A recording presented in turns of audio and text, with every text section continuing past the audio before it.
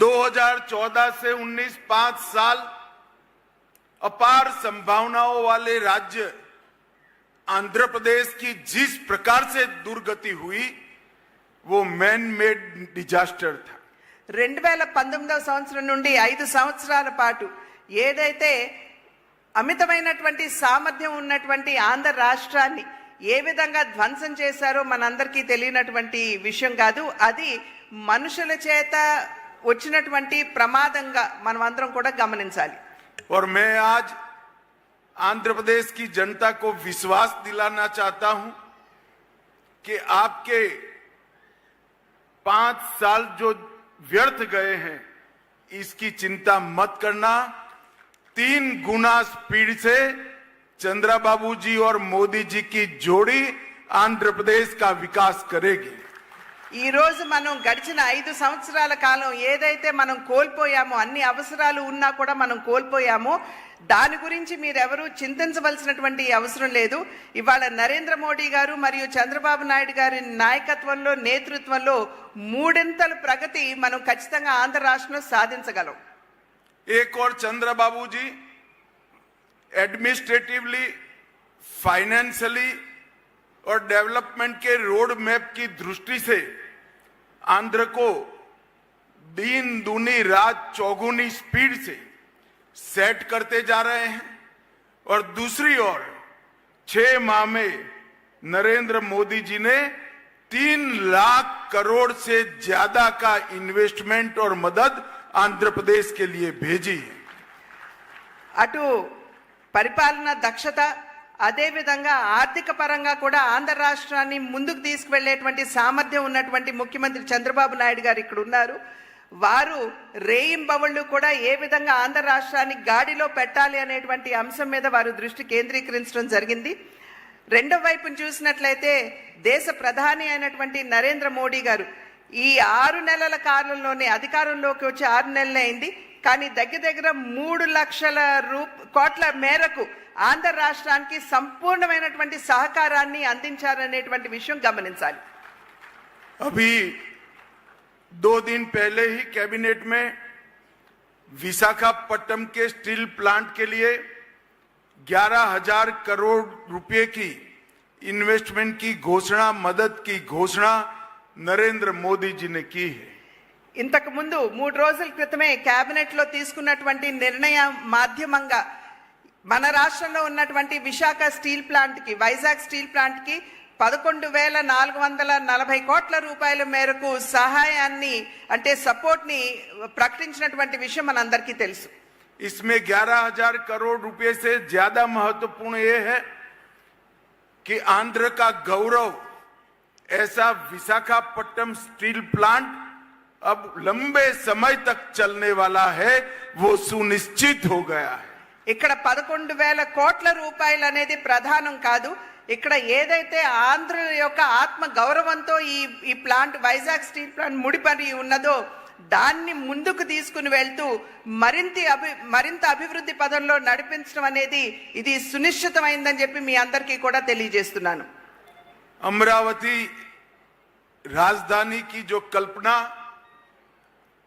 चंद्रबाबू जी ने की थी और मोदी जी ने जिसका भूमि पूजन किया था, वो पूरे अमरावती प्रोजेक्ट को एक प्रकार से दरकिनार किया था.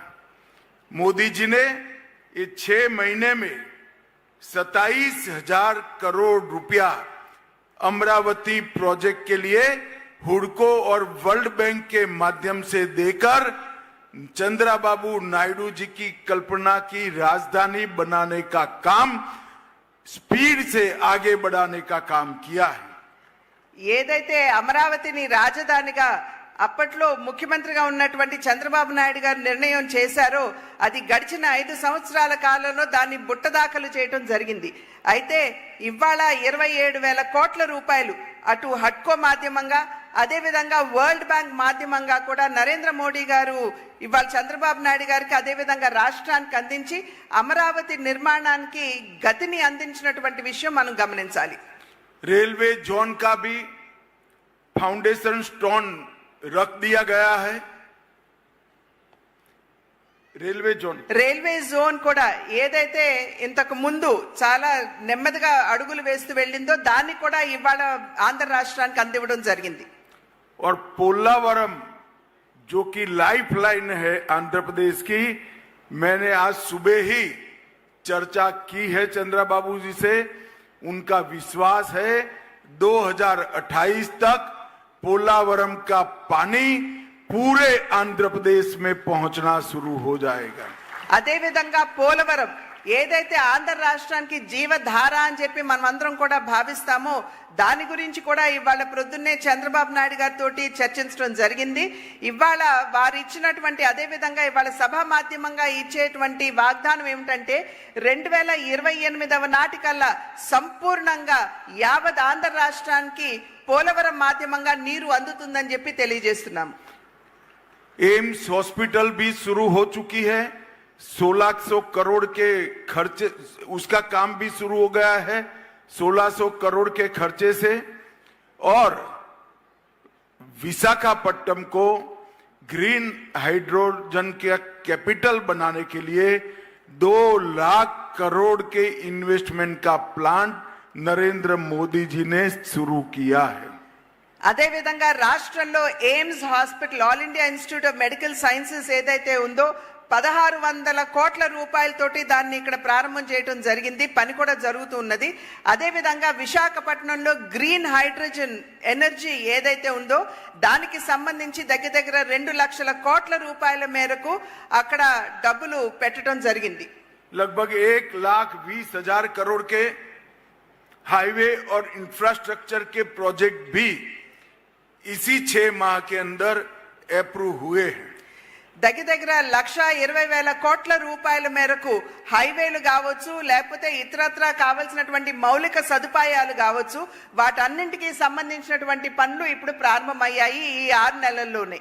अंत में मैं इतना ही विश्वास दिलाना चाहता हूं कि केंद्र की नरेंद्र मोदी सरकार और स्वयं हमारे प्रधानमंत्री जी आंध्र के विकास के लिए चंद्रबाबू नायडू के साथ चट्टान की तरह खड़े हैं.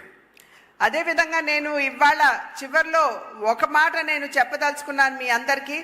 కేంద్ర ప్రభుత్వం ఏదైతే ఉందో అదే విధంగా నరేంద్ర మోడీ గారు సైతం ఆంధ్ర రాష్ట్ర అభివృద్ధి కొరకు రాష్ట్ర ముఖ్యమంత్రి వర్యులైనటువంటి చంద్రబాబు నాయుడు గారు వెనక ఇంచుమించుగా ఒక కొండలాగా వారి అండదండలు అందిస్తూ నిలబడి ఉన్నారు అని చెప్పి తెలియజేస్తున్నాను. मित्रों, NIDM की स्थापना तो कब से हुई थी, परंतु 10 साल के अंदर NIDM में